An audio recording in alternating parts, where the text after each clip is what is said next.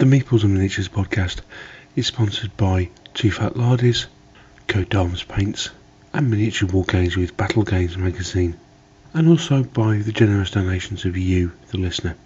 Thanks to everybody for their continued support. The Meeples and Miniatures podcast, episode 133, Donnybrook, with hosts Neil Shuck and Mike Hobbs.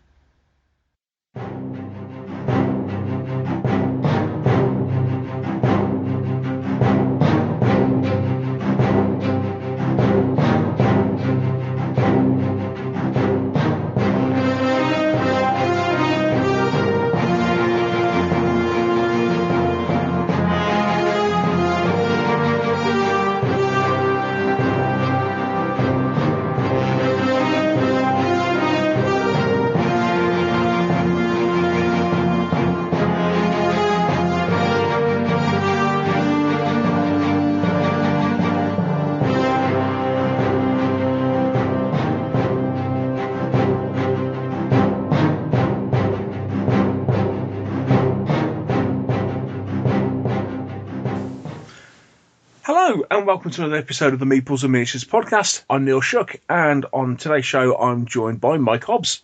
Hello again. Hello.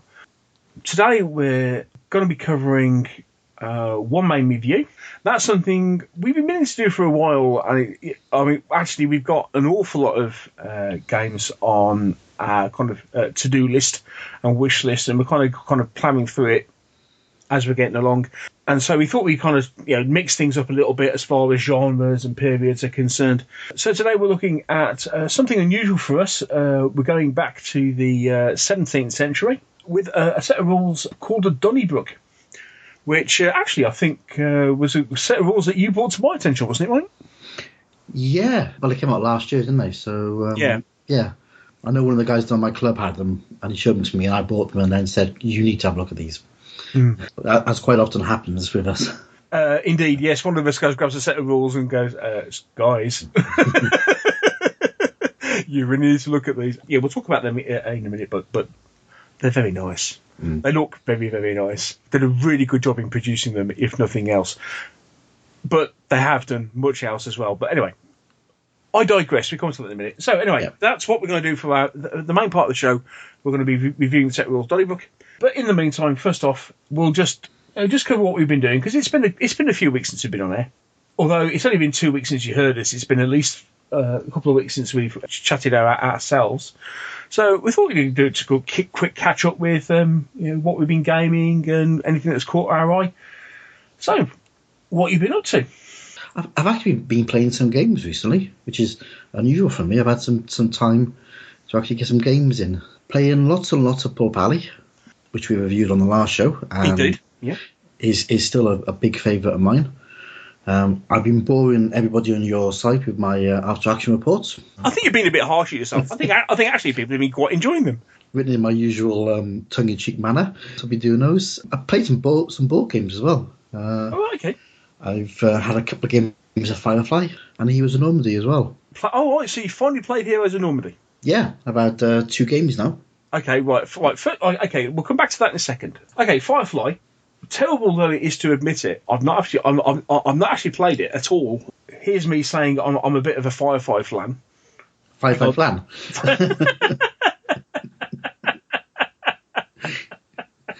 Don't you dare edit that bit out.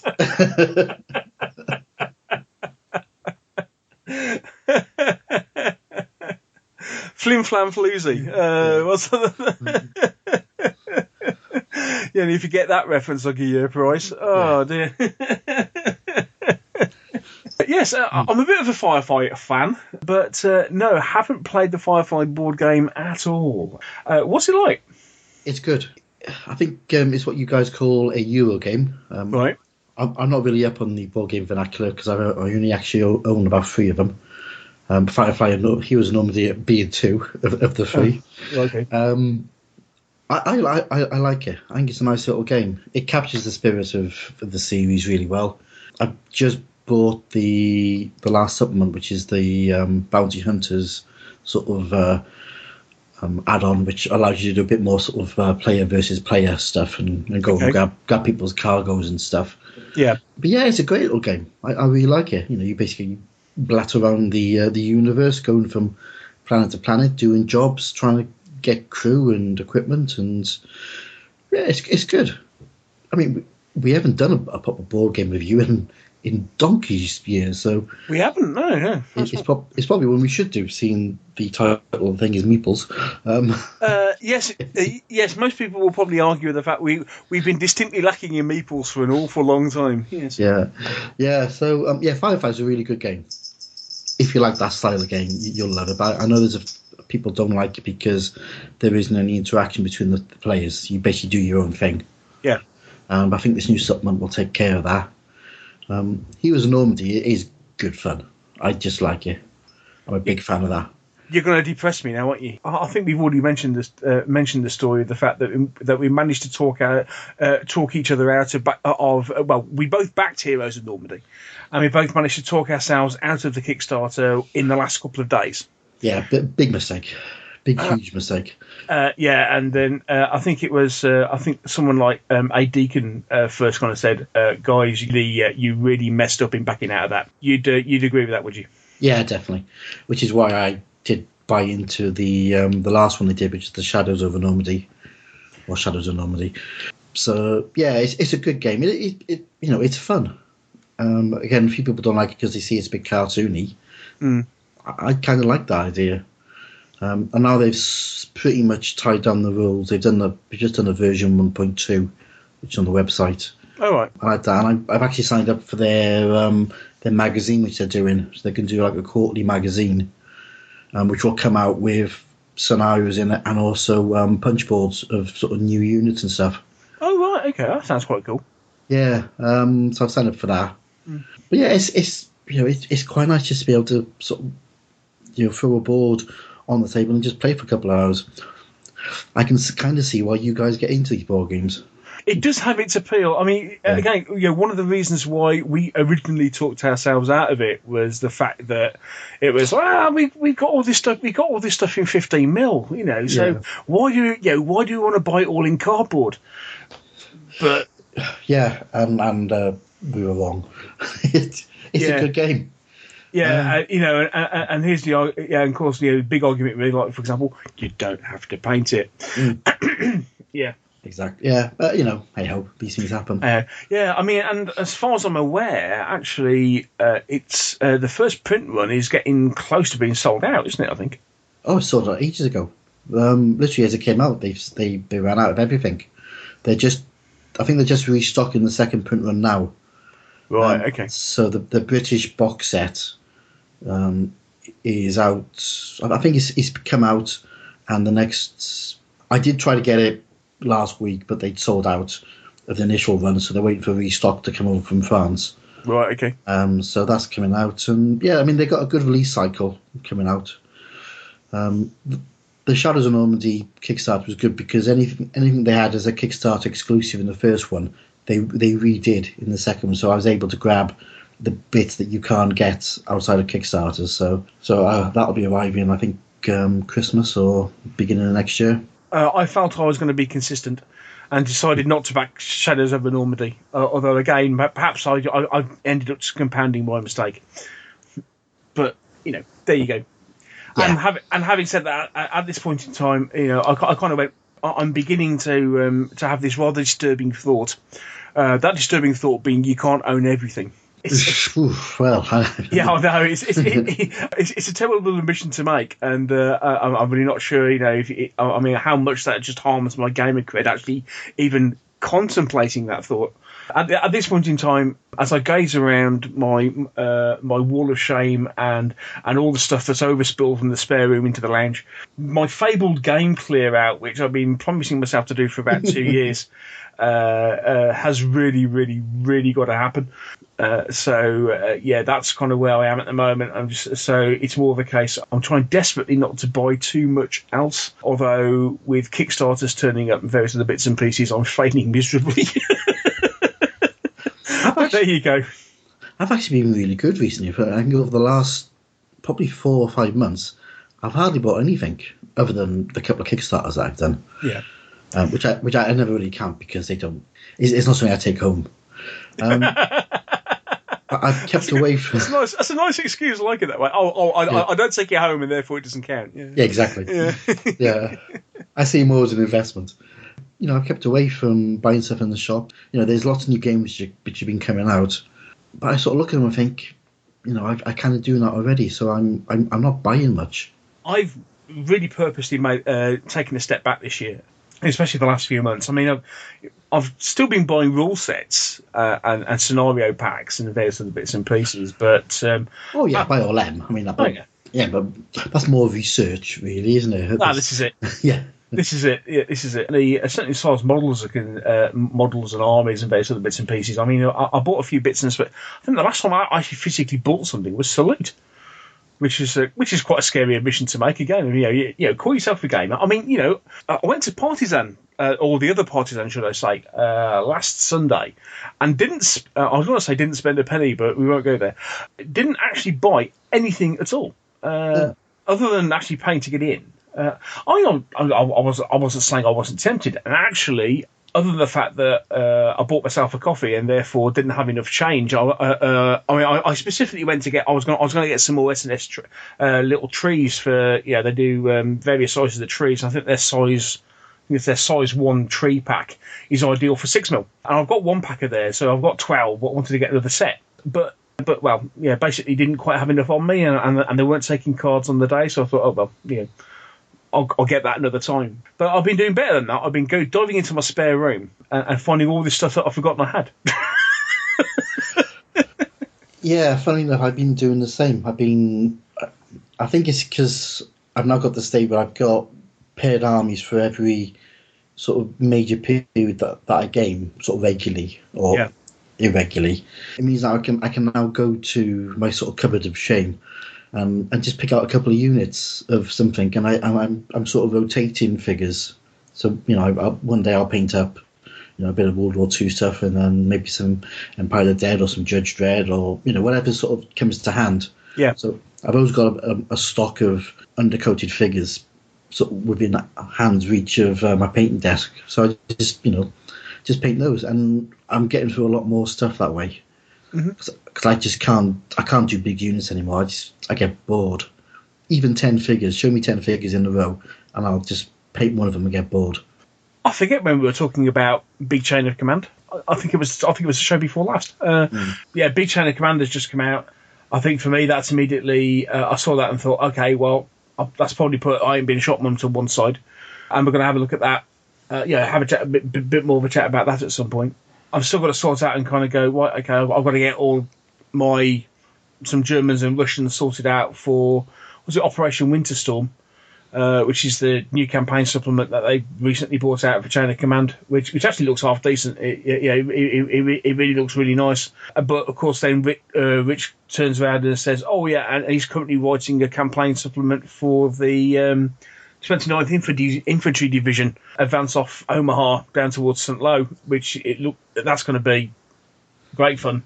I mean, I've already got one. We were on my last Miniature Wargames article, which, I'm talking about it in the past. It's actually going to be in the edition that has just come out. As you're listening to this, I was chatting about the fact. Again, one of the things I found when I was doing this sort out was the old Battleground World War II scenario CDs and various other bits and pieces, which A. Deacon got me into back in the day. When I first started doing 28mm, I was doing I bought a whole load of battle liners. Now this was at the time when Warlord games didn't exist. Bolt action had only just started up, so basically the ranges available were like the old Battle Honours World War II range, which A. Deacon had at the time. You had Berlin or Bust range had just started up from Westwind. I think Artisan had just started doing some World War II stuff. So at the time, what you could get in 28mm World War II was very, very different to what's available today. But one of the sets of rules around was this Battleground World War II, which is actually still quite a nice set of rules. But the one great thing they did were these fantastic scenario packs. Unfortunately, I discovered that all my CDs I've got them all. I had them all on CD. They're PDF all on CD. Unfortunately, the fact that the CDs are formatted for Windows 95. Which in today's world is a bit of a problem, since you put them into a Windows XP or Windows 7 machine, for example. Which again, I mean, I know XP is now kind of just going out of support or what have you, but even you put it into an XP machine and it doesn't recognise it and says, "Do you want to format this disk?" There's nothing on it. It's like, no, thank you. I have managed to. I did find some old printed copies that I actually managed to print some off. And the scenarios are really, really good. So Dave Luff, who I normally game with, he really likes British Paras. So there's a set there's a set of scenarios based on the 6th Airborne operations, right from the seizure of Pegasus Bridge right through to the following morning, sort of thing. So plan is to look at doing some of those as well. But again, they will work really well with Chain of Command. Yeah, but if you want to send them over to me, I might be able to rip off the PDFs off them, because they're probably I got on a Linux virtual machine which might be able to read it. Oh right, okay, I'll give them a go then, because because I've got a load. And, or if Dave's got a Mac, they might be able to read them from a Mac as well. Right. Oh, that's something worth thinking about. Right, okay, mate. I'll give that a go. I mean, they're really nice, and it was. I say it was absolutely typical. I was writing the article for Miniature Wargames, and because they're currently available from a company called Sire Hobbs in the States. Right, I thought, right, fine, okay. On the Friday night, I was looking at them all, thinking, yeah, they're all available and listing them all. Went to get them on the Sunday, and the website went. The website's down for maintenance. And then when it came back a week later, they completely revamped their web store, and there was nothing on it. It was like, but you just completely blow my article to bits. It's like, oh right, okay. So that's a story behind a bit of what was going on as far as my last Miniature Wargames article is concerned. But other than that, myself, I haven't been gaming much since work has seemed to have nerfed my last 2 or 3 weeks gaming, thanks to various bits and pieces. I've been working away, and then you get phone calls that you just as you're walking out the door, and various other bits and pieces.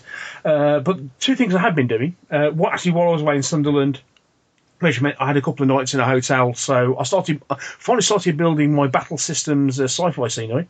Yay! Which is very nice. Some of it is a real pain in the arse.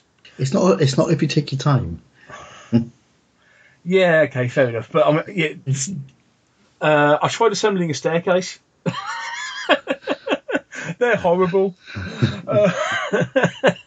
But the walls are great. Walls and stuff are great, and so I've been busy punching stuff out and various little bits and pieces. I'm still only about halfway through, but that's really nice. And so at the point where they started doing the sewers, I finally succumbed and dived on the fantasy one that runs out. Well, by the time you're listening to this, it's finished, because it finishes on the 21st September or 28th? Ish. 21st, I think. 21st. Anyway, so unfortunately, by the time you're listening to this, it's done. However, the sci-fi terrain was really nice. The dungeon terrain, they got some really nice bits and pieces to it. So I'm not buying it for fantasy. I'm buying it for doing sewers and doing Gothic castles for this, that, and the other. I mean, again, somebody not too far away said, "Look, you really, you want it. You want it really, didn't you, Mike?" Yes, I did. Yeah. It's useful. You can't go wrong with a castle or a dungeon, you think? Indeed, yeah, and it does kind of work, and especially when it's looking at things like they were doing mines and a few other bits and pieces. You look at things like that's actually really cool. So, and it is nice scenery. I mean, I know some people are going to say, but it's cardboard, but it's actually really well produced. I know they're going to put once this Kickstarter's out the way, and they've just did that, the sci-fi scenery they got left, they're going to put on sale. It's well worth a look. It really is. It really is pretty decent stuff. And of course, you look at what you can put together. It's a fraction of the price that you pay for it in MDF or resin, and it's pretty robust, isn't it? It is. It really is good stuff. I mean, I'm a bit of a fan of the cardboard terrain anyway. I've got a load of the Malifaux stuff. Yeah. As you've seen if you've been reading your Paul Pally reports. Indeed, yes. So I got that, but I as soon as I saw what they did with the sci-fi stuff, and I saw they were doing the fantasy one, I thought, yeah, that's going to be good. Because the one thing I find with the Malifaux terrain is it's quite difficult to sort of plan what you want to do, because you literally have to stick every floor and wall together. Oh, right. Whereas with the battle system stuff, I think it's easier to sort of imagine what you're doing because it's self-standing. You know, the walls stand up on their own and they're separate to the floors. Whereas the Malifaux stuff is the floors are attached to the walls, so you literally have to sort of plan out what you want to do and then start putting the walls together and work out what clips goes there. And when I did that little dungeon for the pop action, for the Pop Alley game, it took me about a day to put together that little. It just took ages because I was just fiddling around thinking, I didn't have a plan and I couldn't visualize what all the bits were. I just had loads and loads of bits of cardboard. Whereas battle systems, I know I've got a box of walls. I know how they fit together. I've got gantries all separate, so I can plan it all. Yeah. And I think it just goes together a lot easier. And of course, I'll drop you in it as much as anything else. With the Sci-Fi one and Paul Pally, you've cracked, haven't you? Yeah. Yeah. And your boyhood fandom of BBC 70s sci-fi. Yeah. Yeah. Yeah. Okay. I mean, I'll go there as well. I will put my hand up. I was a fan of Blake Seven.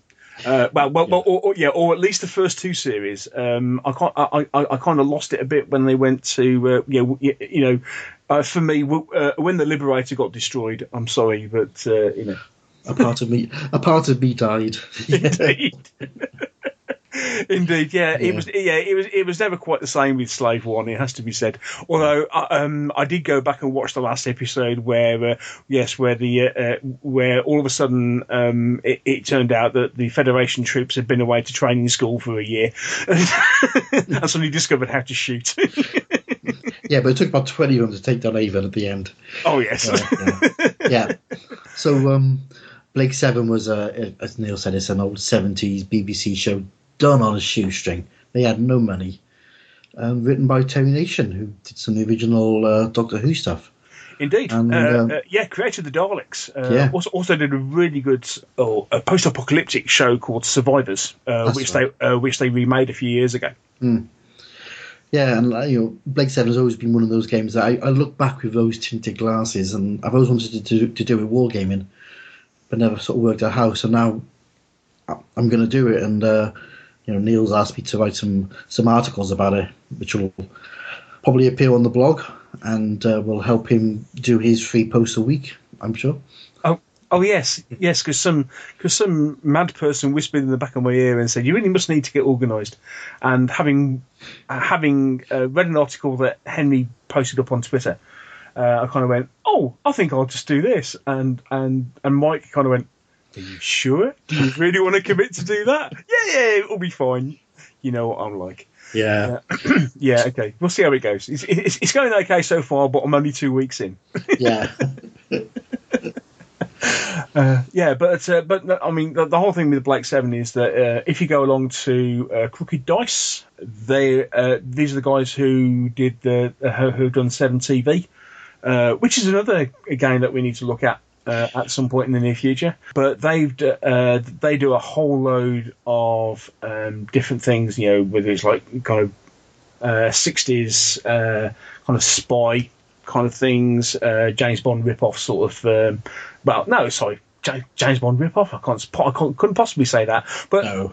the sort of troops, the sort of generic bad guys that you would spot in a James Bond film, like for example the sort of guys that would populate an oil rig at the end of Thunderball or something like that. They do all that sort of figures, but they've also done a range of stuff which looks, which of course is nothing to do with, but looks remarkably something like a certain 70s sci-fi series that we've just been talking about. Indeed, they've also done other ones which are very similar to Space 1999, which is another one of my old favourites. Oh yeah, yeah. I mean, I know this is a war game, and we digress. Yeah, but yeah, I loved Space 1999. I thought at the time it was absolutely brilliant. I mean, this is the point where actually, I was a teenager at the time. I will add that caveat.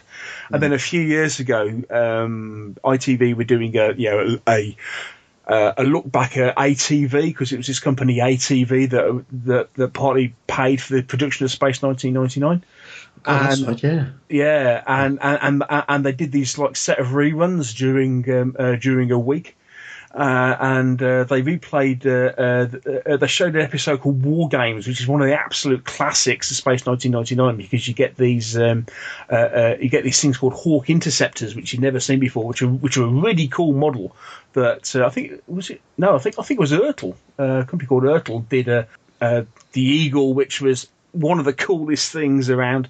Say what you like, but Jerry Anderson is brilliant at doing ships and stuff like this. So the Eagle was iconic, and they had this thing called the Hawk Interceptor, which appeared in this episode called War Games, when the moon base gets attacked or what have you.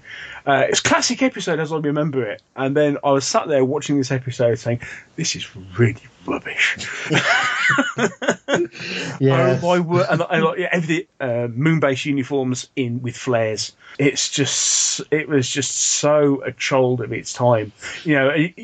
Things like Star Trek admittedly Star Trek probably had a big I don't know if it did have a bigger budget. Actually, it probably did. You look at Star Trek that was produced in the late 60s, and although there were some episodes which are better than others, and some really do date, others are actually still classics. You look at Space 1999, time has not been good to it. No, but it did have the Eagle transporter, which is one of the most iconic spaceships ever. So, oh yeah. As I say, Jerry Anderson can do. I mean, ships and models and all that sort of thing. I mean, all the models that they produced, and even the moon base itself, stunning. Really good stuff. And even the space suits and just the whole design of it and everything is really good. And actually, the models that Crooked Dice have produced and stuff are brilliant, absolutely superb. And it's a child of its time, and the Eagle transport is absolutely iconic. Fantastic. Same production company that did UFO. Again, whatever you think of the show, and actually, I think UFO probably hangs together better than Space 1999 does. But again, iconic spaceships and and what have you, but Crooked Dice have been getting into all that sort of thing, and probably capitalizing on guys of our age. Fond memories. Looking back at our wonderful rose-tinted glasses. Indeed, and thinking that'd be really good to game that. And of course, now we've got figures to do it. We've got a rule set. There's a couple of rule sets that there's 7 TV, and of course, we've seen that you can convert Pulp Alley into space opera type thing quite easily. Works really well, and we just happen to have the sort of scenery now that you can play it all with. Perfect storm, as you said. Exactly, and the beauty of doing something like Plague 7 is they only really had 2 sets. They were either indoors in some sort of base, which I can use my battle systems terrain for, or they're outdoors in a quarry in Northamptonshire somewhere. Yes, outdoors in a quarry. Yeah, that's all you need. So, I've got some deserty sort of terrain with rocks. That'll do it. That'll cover pretty much every single planet. But anyway, I'm giving far too much away for these articles, which I promised to write, because I was thinking I could probably do a whole article on terrain, but now I've just done it in 5 minutes. Bugger. Yeah. Yes, of course, that was one thing in doing my sort out. One thing I discovered that over the years, I have collected a lot more terrain than I ever thought. Let's just say I won't ever have to buy any other terrain to make rocks again. Ever. I've got cork. I even found this box of rocks that I must have picked up by literally kind of stopping on the hard shoulder of a motorway and picking up the rocks on from around the. Except of course you're not allowed to do that because that would obviously be illegal. I found a box of those which I'd obviously picked up from somewhere because they're really nice stones.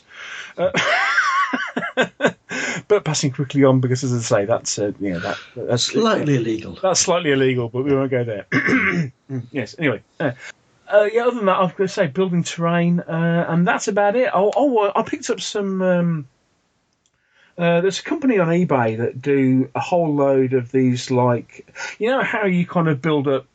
You have areas of terrain, and people use like bits of felt and various other bits and pieces to depict an area of rough terrain. Yeah. And then if you you really go something about it, you use MDF. And some companies produce some stuff that's ready made, like people like S&S Scenery and various other bits and pieces. Oh, sorry, is it S&A? No, it's S&A Scenery, isn't it? S&A Scenery. S&A Scenery do it. Anyway, there was a company on eBay that actually produced blanks. All these wonderful, nice kidney shapes and rounded shapes and various other bits and pieces.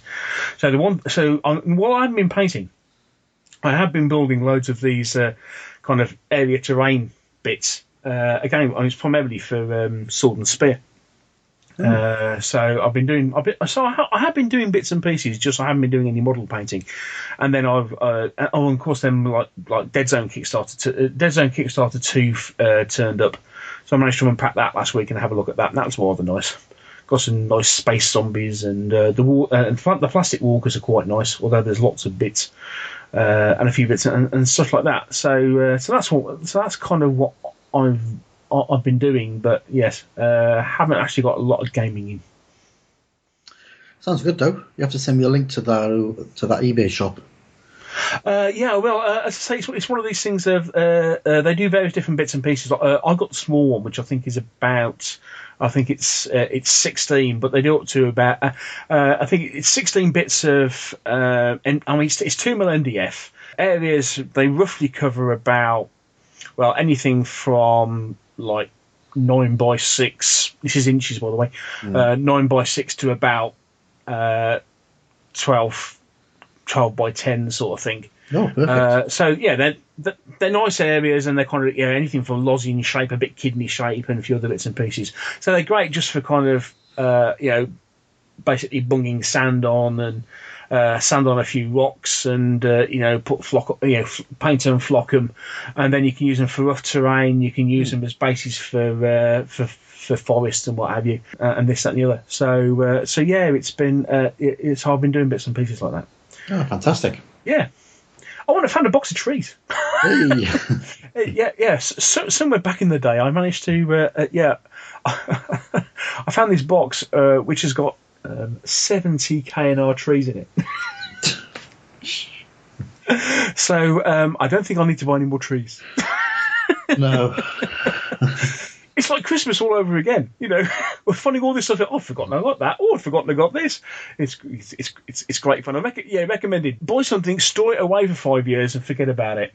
And then when you find it all over again, you think, all this stuff that you discovered. It's great stuff. It's great stuff. You might want to get a load of those under the bed storage boxes that I've got, which are see-through. They're useful because you can see what's in them. Yes, I'm doing that, and actually the really useful boxes, other boxes are available,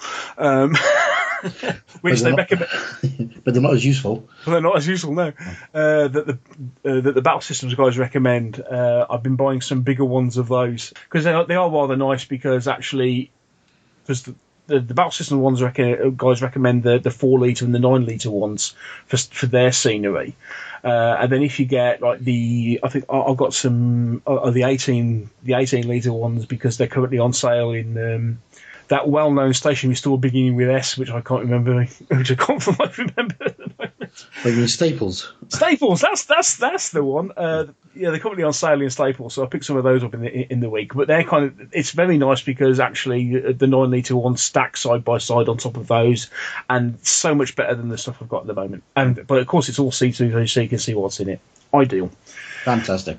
Fantastic. Anyway, we have whittled on about all sorts of stuff and not talked a lot about gaming at all. Look at the time.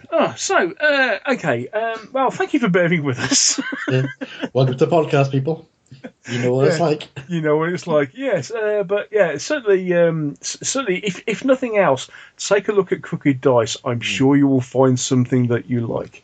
Yeah, and actually, they are really nice figures. They are really well sculpted. Tons of character, and of course, you'll find things like there's stuff relating to a certain long-running BBC sci-fi series that had its 50th anniversary, and all stuff like that as well. Loads of stuff at really, really nice, very well sculpted. I was looking at actually that was the one stand that really tempted me at Potsdam at the weekend, because they were on display just as you walk in the door, and I stopped because a mate was there actually buying some stuff, and I looked, and it's the first time I've actually really seen them in the flesh. I thought, they are nice. They are very good, yeah. So, with you talking about the Blake 7 stuff, I almost put my hand in my pocket and thought, no, I'll be good for now. However, at the point where Mike starts writing the articles, I have a feeling that I might start thinking, oh. And of course, if you're ever interested in, if you have no idea what Blake 7 is all about, okay, let's just say, look on YouTube. Yeah. Or wait for my article, which is now being blown out of the water. I've got nothing to write about now. No, the article will be great, but if you want to have a look at the source material, yes. YouTube is your friend. It is indeed. Indeed. Right. Okay. So, on that note, so yes, I think a completely unplanned digression, but there you go. We'll take a break, and when we come back, we're going to be chatting about Donnybrook. Yep.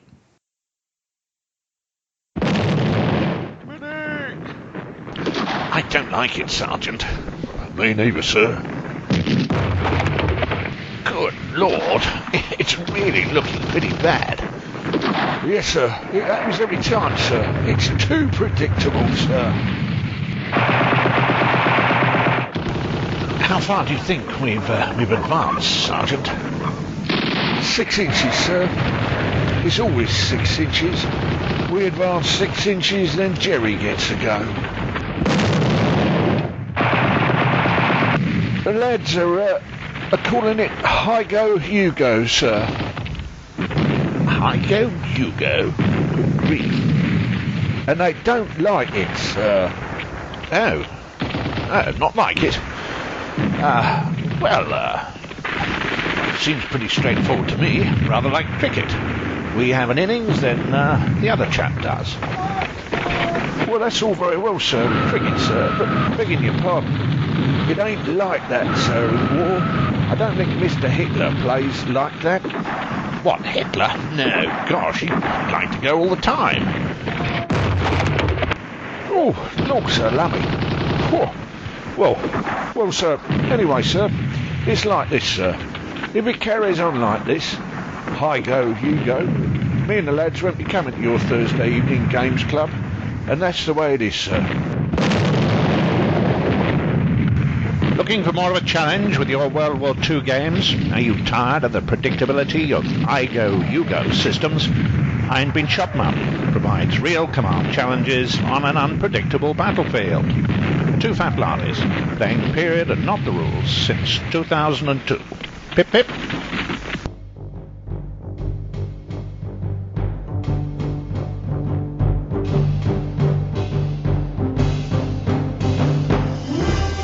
The Meeples and Miniatures podcast is very happy to be sponsored by Coat d'Arms Paints. Now, Coat d'Arms have been supporting miniatures painters with their products for well over 20 years in some way, shape or form. Their current range is 150 sets of acrylic paint, which are available both as individual colours, but also in paint sets depending on period. Things such as the Ancients paint set, the World War II German, World War II American, World War II Russian paint sets, and they also include things like an ACW set and even a Horsetown set. That's one way to purchase your paints.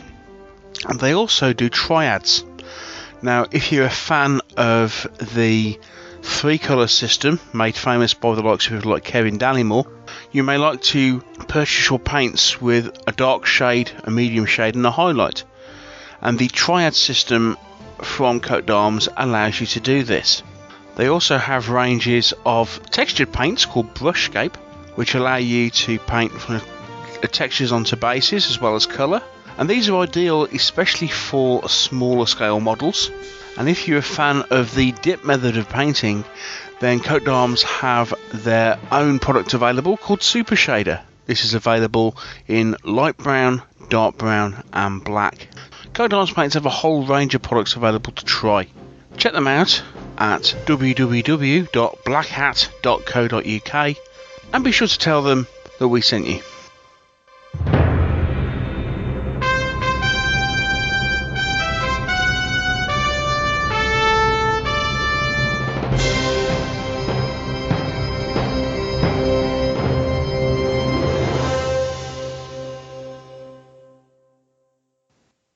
So, as promised, we're now going to review Donnybrook.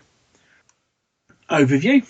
First off, rulebook itself it's softback. It's 108-ish pages, plus QoS and what have you. Full colour, stunning production actually in full colour, and it's a skirmish game.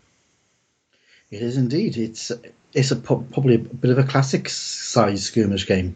About 30, 40 figures a side, maybe a little bit less. It's published by, or in association with, the League of Augsburg. Is that right? That's right, yeah. So League of Augsburg is mainly a guy called Barry Hilton, who is one of the nicest guys in UK wargaming, an absolute gentleman. They're normally known for their sort of 17th, 18th century rules. So things like Beneath the Lily Banners is a large battle game for the 1660 to 1720 odd. They've also done a set of rules called Republic to Empire, which again covers sort of Napoleonic period, again large battle, aimed mainly at sort of 28mm scale, but they're just beautiful sets of rules. And Clarence Harrison is the graphics designer who basically lays out all those books. But in Donnybrook, he's taken the lead as the main rules writer, and Barry Hilton has sort of joined in to help with the sort of history side and putting the factions together. Right. But as you say, it's an absolutely stunning piece of war games rule bookery. Yeah. Indeed. I mean, we talked a lot about over the last few years about the production quality and how things have improved.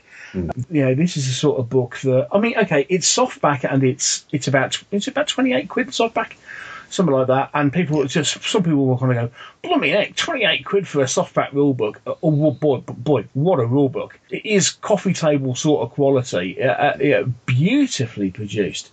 Absolutely, and actually, really good quality paper and what have you as well. It really is a fantastically put together rulebook. If nothing, before you even get to actually looking at the rules, it looks stunning. Loads of pictures. The way it's actually put together, a lot of the play examples and stuff, it's almost kind of comic book style. Yeah, but it's done with photos. So I don't know if you've kind of seen. There are several guys out there that put together battle reports with photos and captions, kind of almost like comic book captions and that sort of thing. And it's that sort of style. It's beautiful. It is. I mean, the game itself is designed for games between 1660 and 1760-ish. Yeah, so it just misses the English Civil War, which I just before we were recording, I kind of went, I said, do you think it could cope with Civil War? And yeah, possibly. I'm sure it can. It's a skirmish game, It's like I say, 30 odd figures aside. It's 20. It's aimed for 28mm. It's 1-to-1 scale. You can play in smaller scales if you want, just by a few tweaks to the sizes. It's unit level, so your figures are arranged into units. Units are between 4 and 12 figures, plus you have characters which can be added to each unit. But everything is done at a unit level. Traditionally, it's played on about a 4x4, but you can go a bit bigger if you want to and play on a 4x6. But you need lots of terrain. It's one of these systems where, if you try and play on a flat surface, you'll have a rubbish game. You need to have terrain there to use. Yeah, as I say, it's similar to a couple of other games out there. Elephant in the Room, something like Saga, for example. It has similarities in the way some of the things are put together, as far as unit sizes and table size and the size of game. It's if you want to describe it as a Saga-sized game, yes, it is, but possibly slightly smaller potentially, because when you put the armies together, it says you only play with 4 points as opposed to a Saga game, which is 6. So you're looking at a slightly smaller game on a 4x4 table. Yeah, and I think this is where one of the big similarities to Saga actually comes in, is the way the armies are put together. So basically, to play the game, you need the normal stuff. You need your figures. You need tape measure for measuring distances. You need dice. But you need different types of dice. You need anything from a D6, possibly a D4, up to a D12. Yeah, so polyhedral dice system, which people who have been listening to me for a while will know I really like polyhedral dice systems. It's the type of polyhedral dice system I really like. Think back in the day, think Stargrunt. It's Stargrunt. It's force on force. Tomorrow's War, sort of ilk of using polyhedral dice. So you use polyhedral dice as opposed to using modifiers. We'll come on to it in a bit, but that's why you need the polyhedral dice. Yeah. The other thing you do need are cards. So every unit and every character you have in your army, you need a card for. Plus you also need a couple of generic cards, like end of turn. You need one for reload, and also for random events if you use those in your game. Yeah. Now, obviously, you can put those together in any way you like. I mean, you can either use, you can get it from anything business cards. You can use that with these examples of using just a standard plaque of playing cards, where you allocate cards to different cards to different units. Or alternatively, you can produce your own. We'll come back to the cards in a bit, because it's one of the things I want to sort of chat about. I think, first of all, if we have a little go over of the rules, that would be useful. So, army makeup. As Neil has alluded, he uses a point system very similar to Saga, in so much that each point will give you a certain number of figures. So, for example, 1 point will give you 12 recruits, which are the sort of basic level of troops you can have. So 12 foot recruits or 9 mounted recruits. Also, for 1 point, you can get 8 drilled or 6 mounted drilled figures. So drill being your normal sort of standard infantry. Again, for 1 point, you can get 4 elite or 3 mounted elite. And then, as you say, it's a 4 point game. So you buy your troops, and then you put them into units. But for every point that you spend, you can take a character, and the character will have the same experience level as the troop that you just bought. So, for example, if you spend your points and you buy 2 points worth of elites, you can buy 2 elite, or you get 2 elite characters that you can add to your force. Some of those characters can be independent. Some of them can and have to be attached to units. So you get things like standard bearers, sergeants, and other so forth. But each of the factions that are in the rule book, which we'll come on to, has a list of basically a breakdown of the type of troops that you can have in that faction and the type of characters that you can have. And I think this is a quite nice way of doing it. So, I mean, they've used a similar system to Saga, but hey, it works, and it works really well for this type of game. It's easy to do, It takes away all the micromanagement and the mini-maxi and buying one figure at X number of points. Yeah, it's very much a case of it's simple, it's effective, but it works really well. The experience level of the unit or of the figures you bought, that dictates the type of dice they use. So in this game, there's not a massive amount of stats. In fact, it's literally, if you're drilled, you use a D8, and whenever you want to do anything, maybe opening a gate or setting fire to to a cart, you need to roll more than 5+. So it doesn't, that's a nice universal modifier or universal system. But obviously, the dice you use, it becomes easier with the more experienced sort of troops. You also, in your army, get a leader, which is used for a bit of command and control and rallying and so forth. And they use a D12 dice. So, as you can see, you can literally buy. Say you've got you buy a elite sergeant. You can attach that sergeant to a regular group of musketeers. Yeah.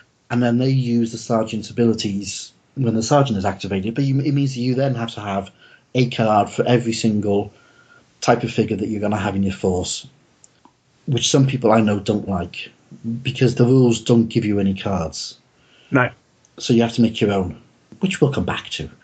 So that's how you make your rule. I mean, there's 6 or 8 different types of army lists that are in the book. Let's come back to it, because those are quite interesting, and I think those are what set this rules aside from some of the other rules that are out there. Yeah, agreed. This sort of period. Yeah. Okay, so the games, as you expect, it's going to be scenario-specific deployment. Yeah. It's usually 4x4. The scenario will tell you what your objectives are, what you need to do, tells you what your setup is. And there are, I think, is it 6 scenarios in the book? 6 or 8 again. 6, yeah. Yeah. So there's plenty of, put it this way, even without making your own up, there's plenty of variety available in the book. So, and obviously each scenario tells you exactly what your sort of table setup should be, what all the deployment rules are, what your victory conditions are, that sort of thing. There are enough to keep you going for, and ideas and various other bits and pieces, to give you a good variety of games even to begin with. Yeah, exactly. So turn sequence. Again, it's using cards. So you start the turn, you shuffle the cards, you turn over the top one. The unit that's listed on that card is activated, and then it carries out a set of actions, which are rally if it's needed to, which is normally a D6 on the unit dice. A D6, so it's a 6+. It's a 6+. Yeah, on the unit dice. And then they can move, they can then shoot, and then they can do close combat. And then once you've done all that, you turn over the next card. So again, this is borrowing a mechanic similar to some of the Lardy's rules like Sharp Practice. But it's a nice way of handling these sort of size games. Yeah, and obviously you've got you've got a turn end card in there at some point. You've also got usually a reload card in there. They do at this point say that if you prefer making sure that everything moves in a turn, as opposed to having this random factor that the turn may end and not everything you've got has moved, then you can just take turn sequence. You can take the turn end card out. Similarly, if you prefer that everything reloads at the end of the turn, you can take the reload card out. But if you prefer having a bit more chaos, then leave them in. That's the way the game is designed. Right at the start, it says, depending on your preference for the type of game you want to do, that's how you can set up your deck. Yeah, I mean, these rules are designed, I think, for friends, friends of a similar ilk. Shall we say gentlemen's games? Yes, I kind of know what you mean. Yeah. Yeah, these are quite an open set of rules. They give you the flavour, they give you the basic rules, and they expect you to have enough intelligence to be able to muddle on. And if you hit something that's not actually defining the rules, you either make it up, and you just move on. So, it's a standard set of rules that I really like. I like playing with people of that same mindset as me. I don't play against power gamers. I don't play against tournament players. I don't play against people who need to have every single example of every single possible scenario defined in a set of rules. These give you the flavour and let you get on with it. They, basically they treat you like adults, which I like. Sorry, I don't. That's Mike Hobbs. Yes. Okay, with Meeples and miniatures. Yeah. Units are activated on a card system. Lovely. Movement. First thing you do. Well, rally is dead simple. If you're in a state of disordered, or your morale has dropped down, you're routing, you try and rally. You do that on a 6+ on whatever your dice is. Yeah. So obviously you immediately twig that. For example, if you're the I've already forgotten what the troop type is. Hang on one second. If you're a recruit, that's what I was after. That's the one. Obviously, you rally on a 6. You're only using a D6, so they're quite difficult to rally. Obviously, drilled and elites much easier. Yeah, which works perfectly. Movement, nice and simple. You're either close or open order. Close order is a very specific formation, which is 2 deep in a line. If you're not in that formation, you're in open order. So even if you're marching in a column, which is 2 deep and in a line, but going the other way, because you're in a column, you're taken to be in open order. You can change formation when you activate, but you can't do anything else. And the move is really simple. It's 4 inches when you're in close order, 6 inches when you're in open order. If you're mounted, it's 12 or 8. Yeah. And again, the formation works in exactly the same way for mounted troops as it does for foot troops. Yeah, it's nice and simple. If you're marching through rough terrain, you use a die roll to handle the movement. Basically roll dice, and that's how far you move. If you're crossing over linear terrain, you reduce your movement by 2 inches, unless you're in close order, and they stop when they reach the linear terrain, and then they move over it next turn. Dead simple. Yeah, it's simple enough, isn't it? Yeah. Yeah. Combat can be quite bloody in this game. Yeah, that's the easy way of putting it. It hurts. Yeah, exactly. Again, very simple. Each figure in range rolls a dice. You're looking for a 6+ to hit. There are some modifiers, and that depends on the formation and if they're mounted. If you're in cover or you have some armour like a breastplate, you get a 5+ save on a d6. Otherwise, basically each hit you take removes a figure. Yeah. Now, quite interestingly, actually, there's a cover modifier for obscurity, which is like woods or in smoke, which is something like a 6+ or what have you. But yeah, that's basically it. It's 5+ or you're dead. Pretty much it. Okay, so once you fired, you need to then wait for the reload cards to come up in the deck before your units can fire again. And the reload card covers all units. It's not just the one that's just fired. It's every single unit reloads at the same time. Whether I agree with that, I'm not really sure. Yeah, I mean, as you said, it's Black Powder era. So as soon as you fire, you basically put a marker down to say you fired, at which point you're waiting for a reload. Yeah. Now, there are some characters. You've got your sergeant. If you've got a sergeant in a unit, when the sergeant's card is turned over, he can then force that unit to reload. But obviously, it depends if the sergeant's card comes up after the unit is actually fired. You've got sort of 5 or 6 specific weapon types included. So you've got things like musket, which have a range of 24 inches. They have a move or fire rule. In fact, most of the weapons have move or fire, but they also have a misfire ability as well, which means that if you roll a 1, it's going to be a misfire, and actually the person who's just fired, he takes the hit. And as you know, you don't get a save, so you're gonna start losing figures if you start running a lot of 1s.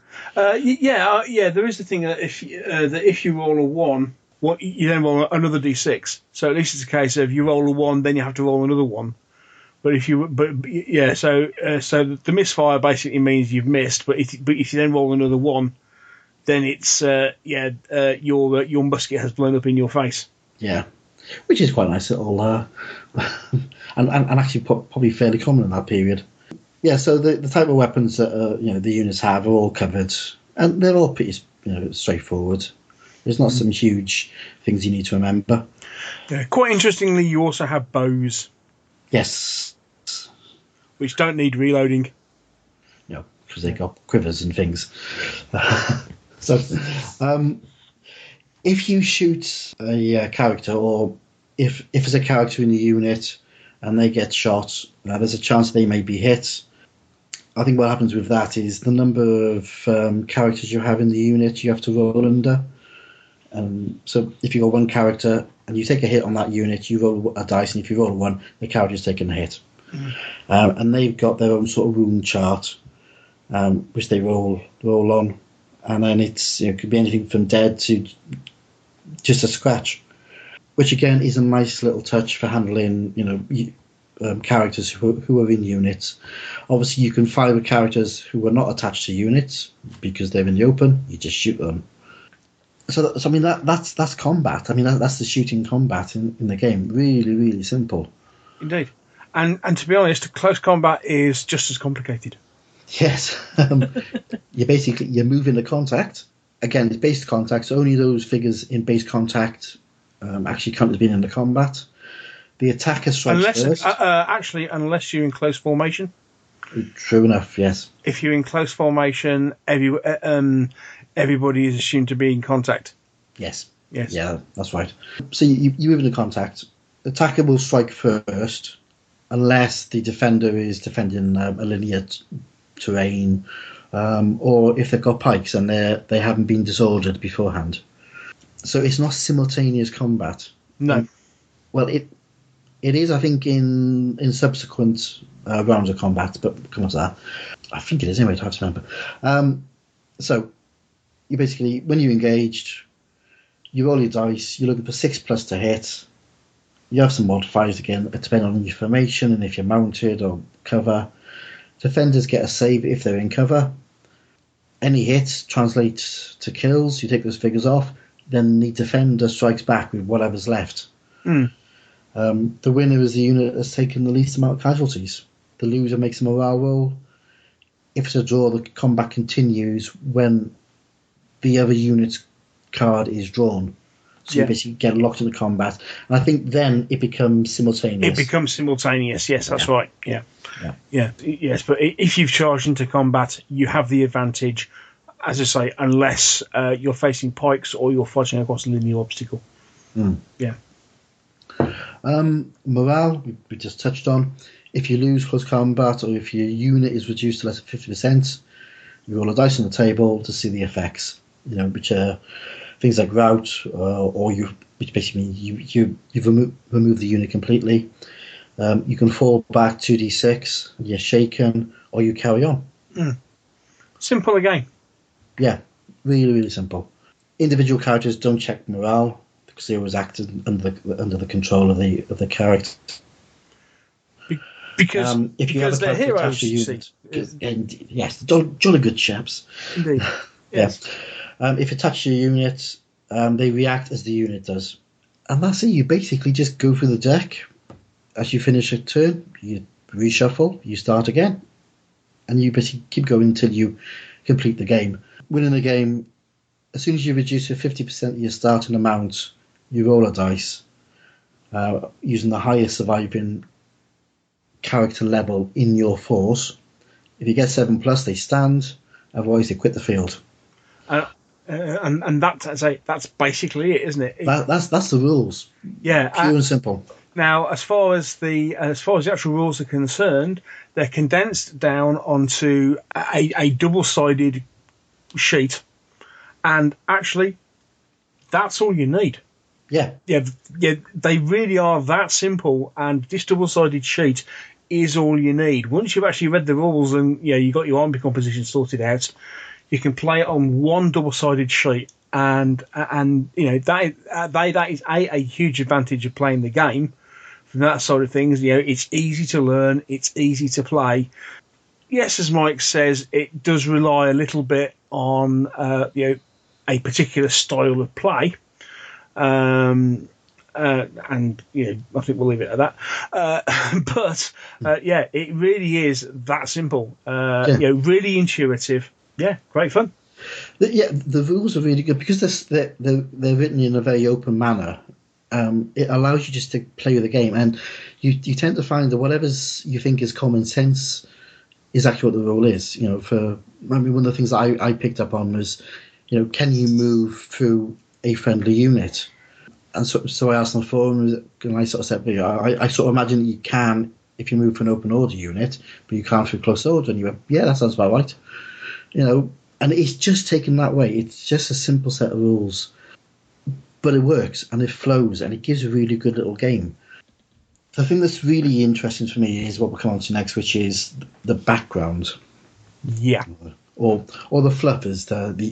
These are the kids of today like to call it.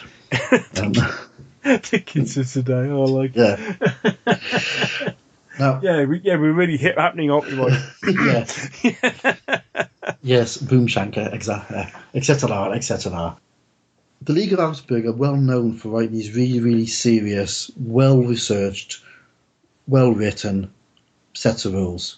And when I first picked up Donnybrook, I thought this is going to be a nice little skirmish game set in that period. So it's going to have very, very specific, rules for particular nations and so forth. What I didn't expect is the factions. And there are 8 factions in there. So first off, you have army. And it just says, army, which covers every single regular force you may think of in the period, is covered by one list, which is army. Okay? Yep. Secondly, you got the civilian mob. What on earth would you want a civilian mob? Watch this space. But yes, you can get civilian mobs. Thirdly, you have the Covenanters. Okay? Those are that particular group, especially of Scottish fame. But yeah, you have Covenanters. Number 4, and this is where you suddenly think, League of Augsburg, well-known historical guys. You get cultists. I'm sorry, I'll say that again. Yeah, cultists. We'll come back to this. We're done, buddy. We'll come back to that one. It's really interesting, and this is another reason why you might want the civilian mob. Okay. Then you get Highlanders, and who can argue with a group of Highlanders? You get outlaws. Okay. And funnily enough, within outlaws, remember this is 1660 to 1760, so that will include pirates. Then you get reparees, which are basically Jacobite irregulars. And finally, you get something else which covers a whole multitude of sins, if you so wish, and that's the tribal war party, which can be anything from American Native Indians right through to something out of the Middle East. That's just like some examples that they give. But yeah, tribal war party, which, as I say, again, in the same way as you have army, very much kind of a generic listing of something that you might want to use. Yeah, so this is where the rules, for me, they just jumped out and went, ooh, this is getting fun. The cultists, fantastic. You've got, you can do the witch trials in North America. You've got things like hellhounds and witches and all sorts of stuff. This is the League of Augsburg doing fantasy, folks. They don't do fantasy. No, exactly. Effectively, you can do a whole game or series of games, around something like, as I said, the Salem witch trials. That's like, what if in the middle of the witch trials, a cultist tried to rescue the witches? So the cult that followed the witch suddenly attempts to stage a rescue. And so you can have that with the witch attempting to be rescued by a group, and you have the civilians attempting to defend themselves, and all this sort of thing. This is League of Ellsberg, guys. They don't do this sort of thing. But in the defence, they really explain it properly by saying, okay, we all know that there's no such thing as hellhounds and witches. But during that period, they didn't. This is preying on people's fears and imaginations. So for them, a couple of wild dogs running around the countryside, possibly killing their sheep, would be seen as being the hellhounds. And that scary woman up the road who helps heal the people by giving them, herbal teas, she's a witch. Burn her. So, they've gone into... They've taken... You know what went through my mind at that point. Yeah.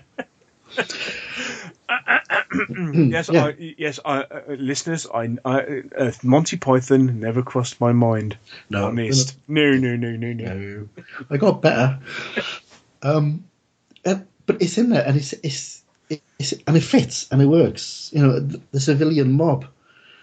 If you want to do the Rebecca riots, there you go, sorted. You want to do smugglers? You want to do, a game setting in Cornwall in this period with a small militia patrol trying to capture a bunch of smugglers coming off the cliffs?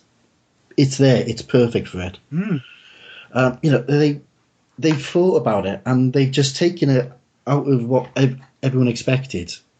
Because I think everyone just thought, it's just going to be another, we can do the Army of Great Britain, we can do the French, we can do, the Swedes and all that lot.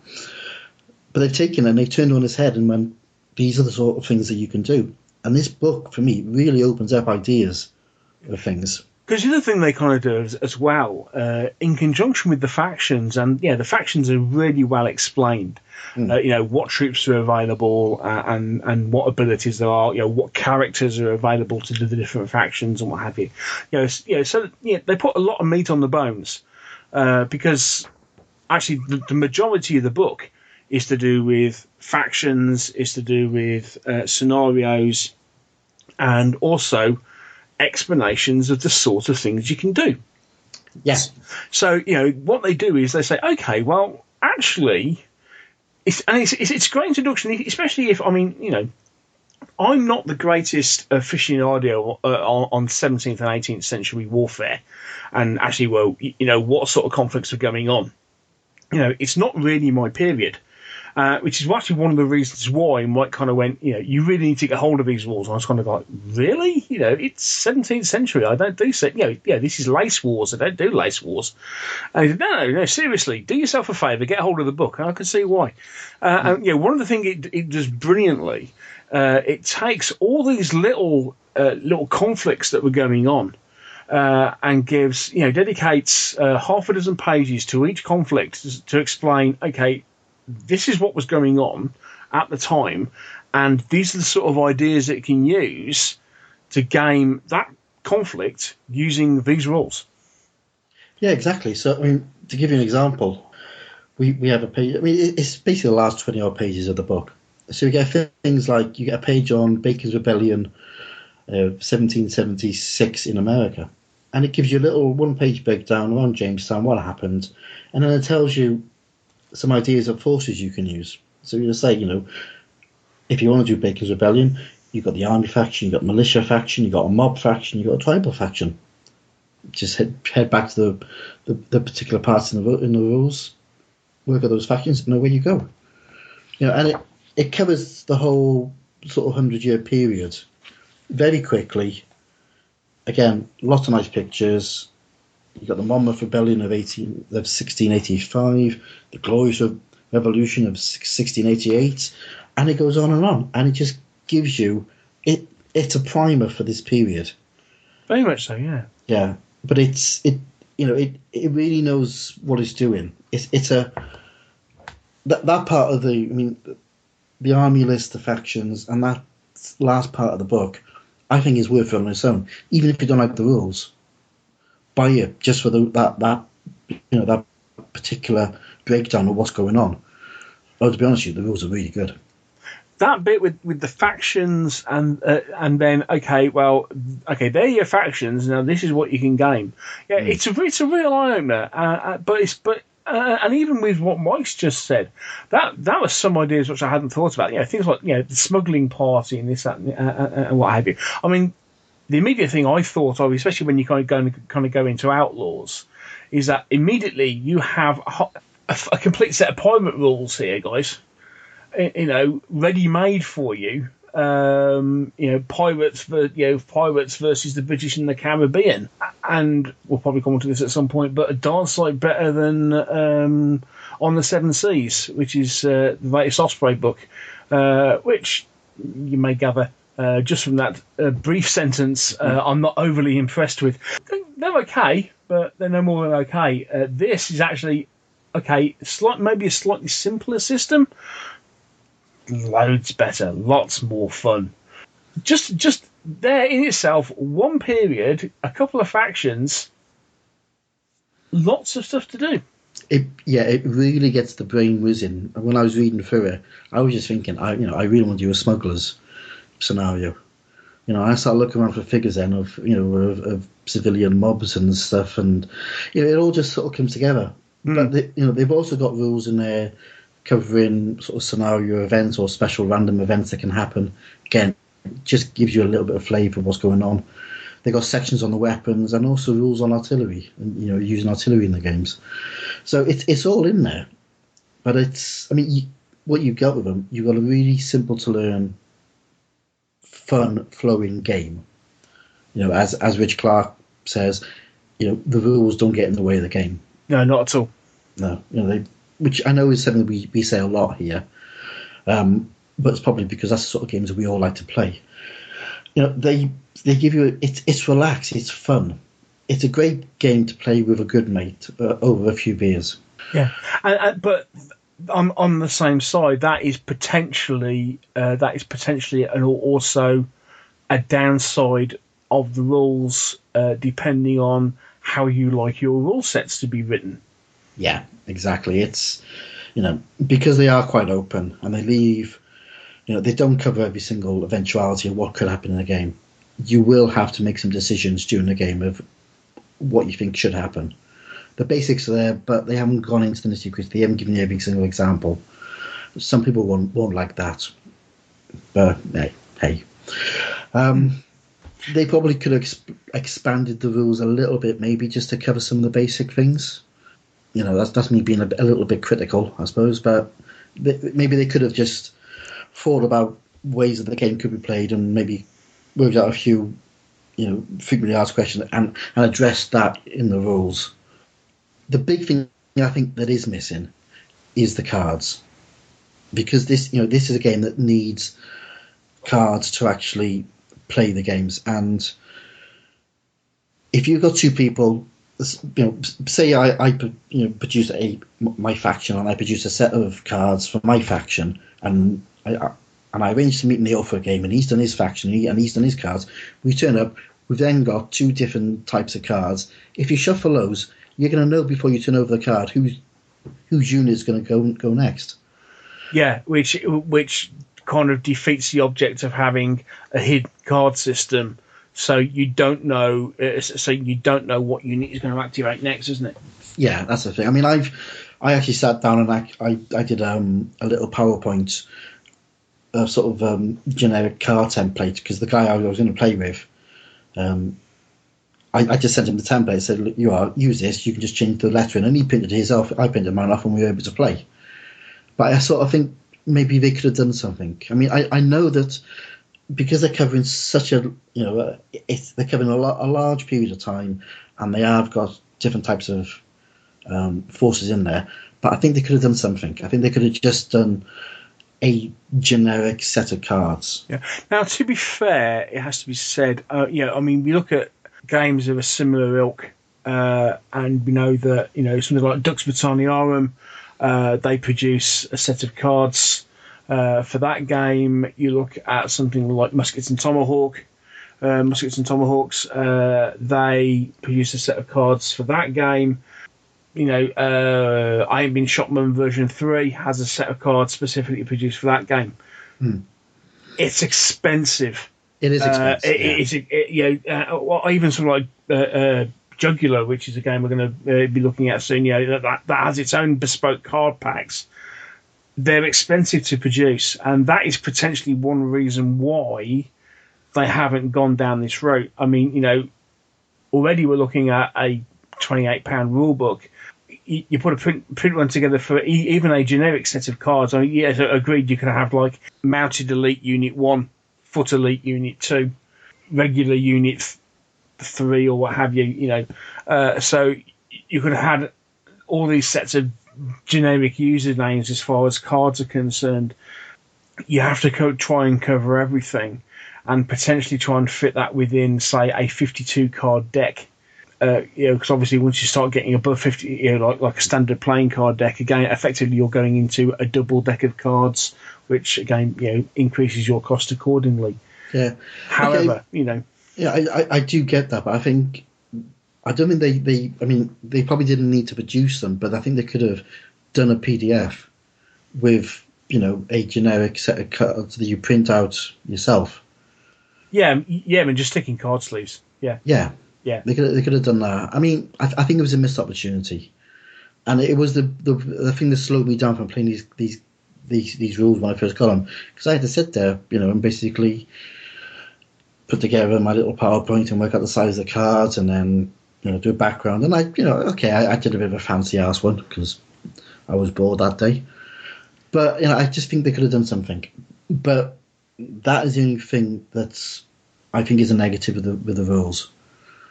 I think if you're going to use a card system, then offer something to your players. Yeah. Or else come up with another system of doing randomized activations. It's counters in a bag. Could be you say counters in a bag. Yeah, because at the end of the day, it's exactly the same system. Whether it's a card or whether it's hidden counters in the bag. Effectively, it's a hidden random draw. No. I was going to say, all you bolt action players out there, you're playing a card-driven game, a card-driven mechanic game. Yeah, but they are. Yes, but and I think that's the only thing, because they are cards and you have to do your own cards. It does mean that one person has to do the cards for both sides, because otherwise you're going to know which unit is going to activate next because you bought your own cards. Hey ho. Yeah. It's a minor quibble, but it kind of got to me, as you can probably tell. We never have guessed, but No. Anyway, on we go. Yes. Wow, what else? Figures? Oh, there's loads.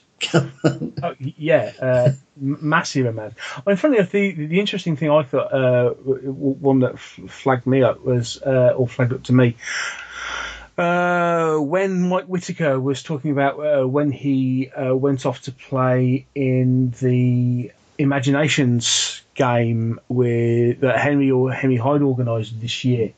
And he talked about the fact that he actually just used the army minis that were produced by Wargames Factory, for example, which plastic. They do plastics in mounted foot, and they do artillery as well. There's there are a whole bunch of really nice minis out there, and to suit every style of sculpt, size of wallet or whatever. But the thing that really struck me was if you wanted a kind of an introduction into this game sort of thing, actually, a set of 28mm plastics would be ideal. And apparently the Wargames Factory ones are pretty decent. Yeah, I mean, I heard they had really long necks. So I haven't seen. them. Yeah, no, I couldn't. No, I couldn't. I couldn't possibly comment. My comment is anecdotal, based on a comment made by Mr. Whitaker on a previous podcast. But it was an idea. I thought, oh, but at the same time, yes, they got long necks, but these are plastic figures, so you can always cut the necks down. Indeed. Yeah, I mean, League of Augsburg do their own range of figures, not specifically for this set of rules, though. No. Which again, I wonder whether that could be a missed opportunity. Maybe they could have done all unit packs in the same way Grip and Beast has done for Saga. But they do. Yeah. I mean, to be fair, from that side of things, I mean, Saga has completely revolutionised the way that Gripping Beast do their figures, hasn't it? Yes, it has. Yeah. And it's taken off because people do like to buy into that whole, the whole scene of buying, getting the rules and the figures from one source. Yes. Maybe not us, because we're elderly gentlemen. We like to look around, but them their kids do. Yeah, and I suppose it's a business model that we've seen a company do it and been hugely successful in doing it. And again, perhaps this is maybe a missed opportunity on. I mean, at the same time, it's a heck of a lot of work to do to turn around and say, okay, we're going to repackage a miniatures range to support a particular product. Yeah, it's a lot of work, but it pays off. I think. I mean, they do have some lovely figures. You've got your infantry, you've got cavalry in there. They've got personalities. They could have quite easily have turned around and done a 4-point army faction, just by bundling some packs together and sold it, and it probably would have gone. They don't do much in the way of sort of civilians, I don't think. But again, if you want your pirates or your smugglers, there's firms out there which do those sort of civilian type figures. There's loads out there. Horse and musket is a hugely popular period within wargaming. And as I say, and even down to we talked about pirates and smugglers and what have you. There are multiple companies that do that, and obviously there's just a new range come out in support of On the Seven Seas as far as pirates are concerned. It doesn't take much of much Google through, if you like, to come up with a decent list of minis companies that produce some very nice figures. Yeah, exactly. And if you're not really into doing the historical side, you could quite easily do your own imagination sort of faction using these rules. It fits into that sort of whole thing quite nicely. Yeah, and again, actually, the whole imagination stuff. For people who have been reading at the walls of the Faulty and Succession that Henry Hyde did in Battle Games and is carried on at times, that whole period thing, absolutely ideal for this set of rules. You only need one faction. You only need the army faction. Or possibly you could have them with their own set of Highlanders, or they could use allied tribes or this, that, and the other if you wanted to. But I mean, it fits into that sort of imaginations thing absolutely superbly, doesn't it? Yeah, it does. So there's loads of figures out there. It's your imagination. It comes up to your imagination, folks. Yeah. And of course, the other thing is that because of the size of game, you only need 40 figures. Yeah, I mean, you can play a game of, let's say, a 4-point game. If you do, let's say you do the army faction, which is probably the one that people will probably start off with. Yeah. For 4 points, 32 figures. 33 figures, 37 figures will do you. Oh, that includes characters, doesn't it? Yeah. If you do half of them as elites, you're looking at possibly 16 drilled figures, sort of musketeers on foot, and maybe eight mounted or 6 mounted figures, and a couple of characters in there. Get a sergeant and an ensign and a standard bearer. Bang, you're done. So less than 20 odd figures, you've got your faction sorted. In some ways, you might turn around and say, "Well, that's not a very big army," but it doesn't have to be that big to have lots of fun with it. And to be fair, as you turn around and say, okay, they turn around and say, 4 points. Now, could you get away with a bigger army? Could you do it with, like, say, 6 points or something? Do you think? Yeah, easy. Yeah, I think that go really well. I think you probably get probably slow down when you get to about sort of 8 or 10, but I think a 6-point game would be really good. Yeah.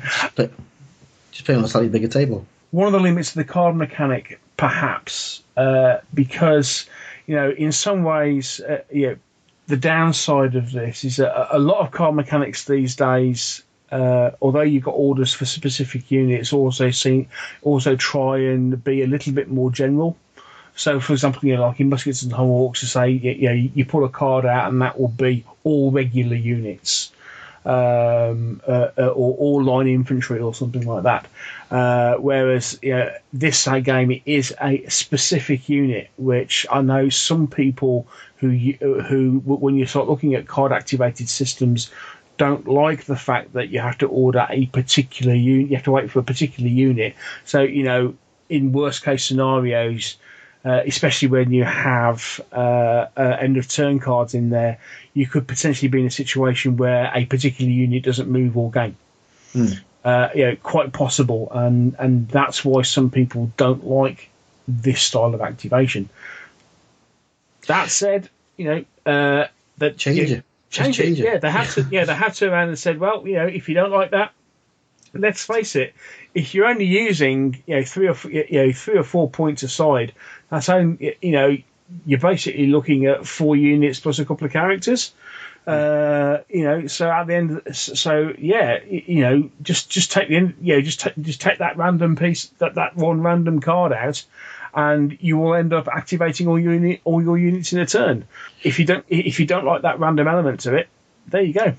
Yeah, I mean, there's been I've noticed on the forums that some of the guys who've been playing have changed the activation sequence a bit by say having a generic card that just says activate when you're infantry units, and you can then pick which infantry unit you want to activate.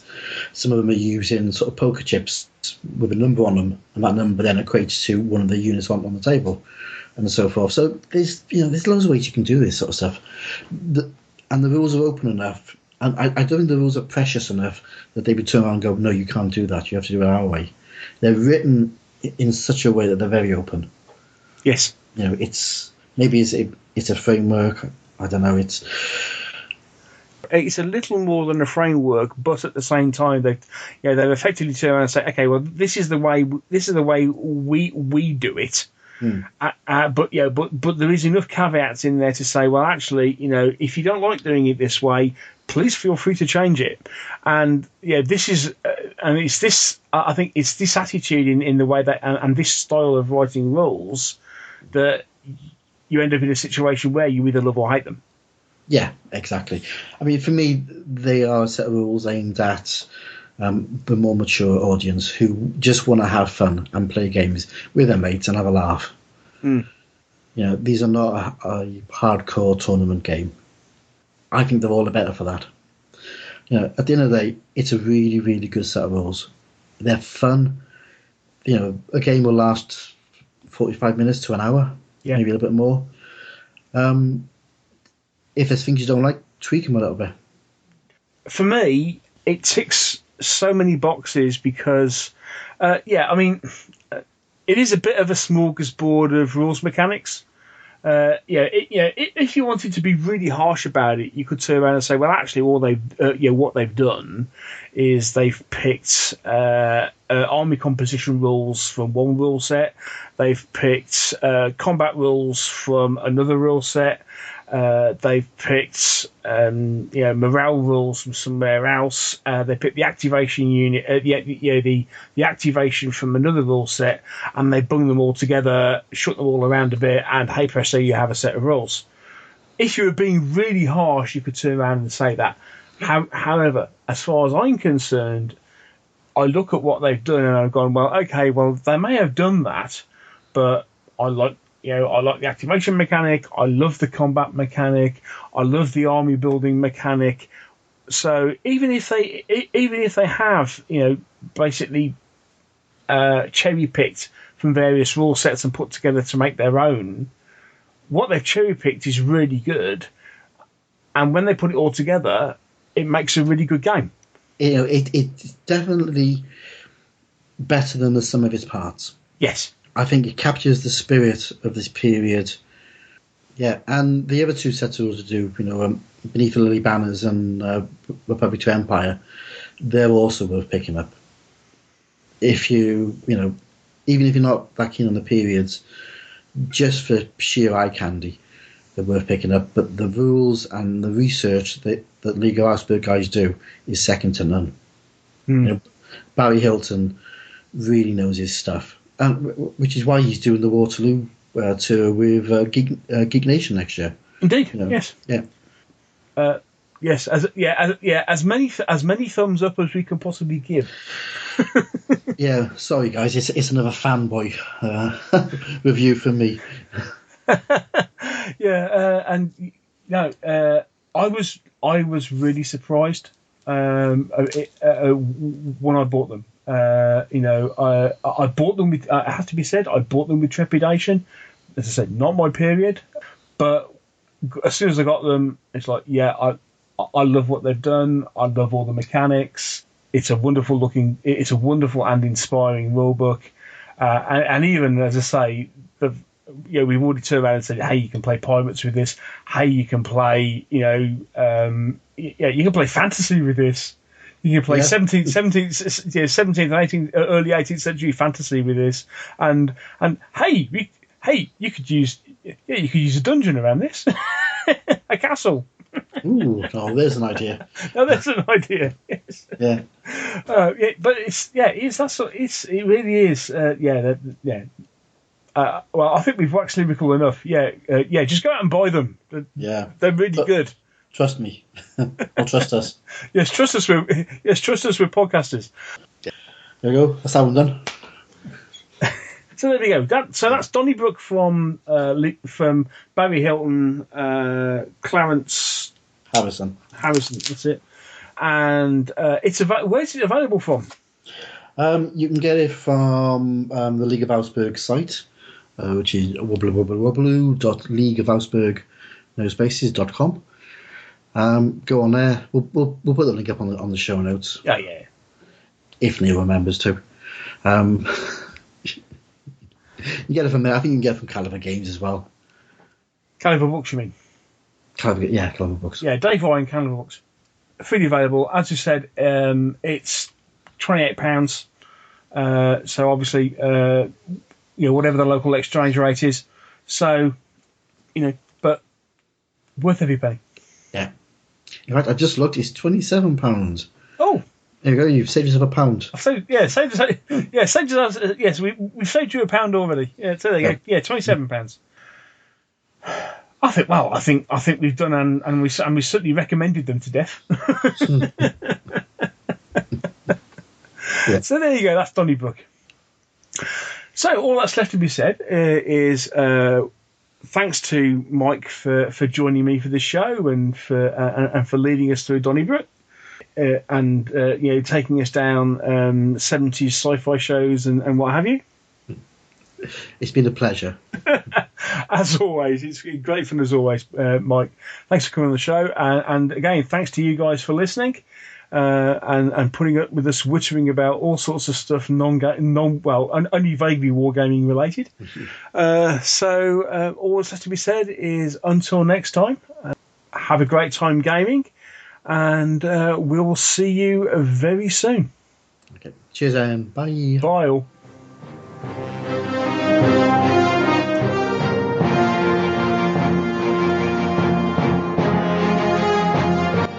Thank you for listening to the Meeples and Miniatures podcast. If you want to know more about Meeples and Miniatures, there are several things you can do. First of all, you can visit the website at www.meeplesandminiatures.co.uk. If you want to contact the show at all, you can email me at neil@meeplesandminiatures.co.uk. You can follow the show on Twitter. Simply look for M&M Podcast or click the follow us on Twitter button from the website. We also have a group on Facebook. That's the Meeples and Miniatures Podcast Fan Club. Again, follow the link from the website. And finally, if you want to help us to support the show, you can always donate to the podcast by clicking the PayPal button on the donate page, again found on the website. Once again, thank you for listening. I hope you've really enjoyed the show. Take care, and I'll speak to you soon.